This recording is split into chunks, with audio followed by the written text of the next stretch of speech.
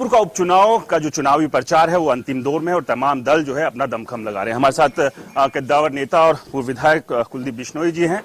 बेटे भव्य चुनाव मैदान में किस तरह से देख रहे हैं पूरे चुनाव? बहुत जबरदस्त माहौल है और मैं दावे से कहता हूं कि बहुत बड़े मार्जिन से भव्य बिश्नोई यहां से जीतेंगे। बाकी जो पार्टियां हैं वो भी अपने लगातार दावे कर रही है। कांग्रेस कह रही है गढ़ तो हमारा है। देखिए 6 तारीख को पता लग जाएगा गढ़ आदमपुर का है या बाहर वालों का है। आम आदमी पार्टी ने भी एंट्री की है, किस तरह से देखते हैं? क्या चुनौती है कहीं आम आदमी? देखिए आम आदमी पार्टी का कुछ नहीं, जमानत जब्त उनकी कंफर्म्ड है। बाकी तो मुकाबला कांग्रेस का और हमारा है और हम बहुत बड़े मार्जिन जीतेंगे ईश्वर की कृपा से।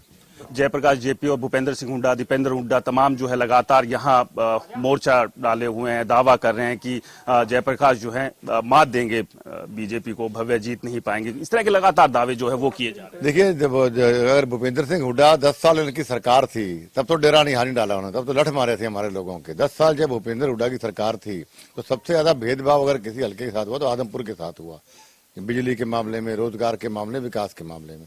ये सिर्फ चुनाव के लिए यहाँ आए हैं और चुनाव तक यहाँ रहेंगे और चुनाव के बाद नजर नहीं आने वाले। मुद्दों की बात करें तो मुद्दे क्या कुछ हैं इस बार के चुनाव में जो आप देख रहे हैं? देखिए सबसे बड़े मुद्दे 2-3 हमारे हैं कि ये कि भाई इलाकेवाद की बात है, कि भाई अपने पराये की पहचान की बात है। चौधरी भजनलाल जी के परिवार का 55 साल का विश्वास, माननीय नरेंद्र मोदी जी की नीतियां, माननीय मनोहर खट्टर जी की कार्यशैली, इन मुद्दों को लेकर लोगों बीच में जा रहे हैं कि भाई हम लोगों ने 54 साल सेवा की है आप लोगों की और भूपेंद्र सिंह हुड्डा ने सिर्फ शोषण किया है। तो फैसला आपने करना है कि भाई आप अपनों को चाहते हो या जिन लोगों ने आपको लाठियां मारी या आपके भेदभाव किया आप उनको चाहते हो। भव्य युवा है, युवा सोच है, जाहिर सी बात है, एक उम्मीद रहती है कि युवा अगर आता है तो एक बदलाव यहाँ पर देखते हैं। आपके पास एक लंबा अनुभव रहा है, विरासत में जो वो राजनीति भव्य को मिली है, तो आगे का जो भविष्य है वो किस तरह से देखते हैं अगर भव्य के इस मुकाबले में जीत हासिल? देखिए अगर की शब्द नहीं है, शब्द तो जीत हर हालत में हासिल करेंगे। और दूसरा, भव्य बिश्नोई एक शिक्षित नौजवान है जिसका खुद का भी तजुर्बा बहुत है, सोशल एक्टिविटीज कर, सामाजिक संस्थाओं से कम 11 से जुड़ा हुआ है, इंडिया में भी और विदेशों में भी। तो एक स्कूल में टॉपर रहा है, कॉलेज में टॉपर रहा है, यूनिवर्सिटी में टॉपर रहा है। तो दिमाग अगर चौधरी भजनलाल जी का खून है, सारे गुण वही हैं। तो मैं समझता हूँ कि चौधरी भजनलाल जी की जो कमी आदमपुर हल्के में थी भव्य पूरी करेगा। सत्ता का साथ जाहिर सी बात है, तो एक असर जो है, एक फर्क जो है उसे भी देखते हैं जीत के साथ अगर विधानसभा। हाँ देखिए निसंदेह सरकार के साथ जाने के फर्क तो फायदे तो बहुत फायदे ही फायदे हैं, क्योंकि अगर हम विपक्ष में रहते तो हमारा ज्यादा विकास नहीं हो पाया। अब हम सरकार के अंदर शामिल हुए हैं तो मैं समझता हूं कि दावे के साथ कह सकता हूं कि भाई सरकार चौधरी भजनलाल जी का दौर लाके इस इलाके को एक विकसित इलाका बनाएंगे दोबारा से।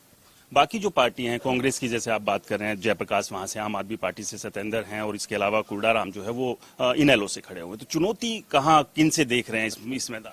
भाई परमात्मा की कृपा से एक तरफा चुनाव है और जितने चुनाव से मैं जीता था उससे कहीं ज्यादा वोटों से भव्य चुनाव जीतेगा, मेरा दावा है। मार्जिन की बात करें, बीजेपी के तमाम नेता कह रहे हैं जीत तो पक्की है, लड़ाई जो है वो मार्जिन की है। बिल्कुल मार्जिन की लड़ाई है और मैं आपको फिर दोहराता हूं कि मैं 30,000 के लगभग जीता था, उससे चाहे 1 वोट से ज्यादा जीतेगा और उससे फालतू जीतेगा भव्य, मेरा दावा है इस बात।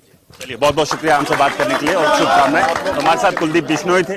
दावा है भव्य जो कि बेटे हैं वो इस चुनाव मैदान में जीत हासिल करेंगे और जो पिछली बार कुलदीप जी का जो मार्जिन रहा था उससे बढ़कर जो है वो जीत हासिल होगी, ये दावा कुलदीप बिश्नोई की तरफ से है। कैमरामैन दिनेश के साथ राज वर्मा, इंडिया न्यूज।